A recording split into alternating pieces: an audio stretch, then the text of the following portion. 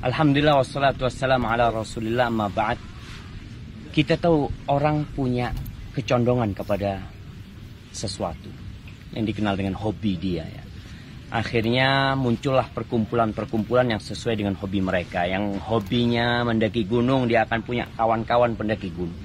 Yang hobinya memanah, mereka akan berkumpul karena panahan mereka. Tapi ingatlah, semua persahabatan, semua perkumpulan yang bukan karena Allah Azza wa Jal, kelak akan menjadi permusuhan.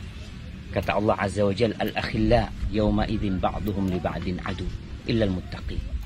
Mereka yang saling mengasihi, mereka yang saling mencintai, kelak pada hari kiamat akan saling bermusuhan, kecuali orang-orang yang bertakwa. Jadi teman-teman nih yang mungkin kumpul karena sama hobinya, suka memanah, mungkin suka berkuda, tolong jangan sampai perkumpulan itu hanya disebabkan hobi, tapi karena Allah Azza wa Jalla.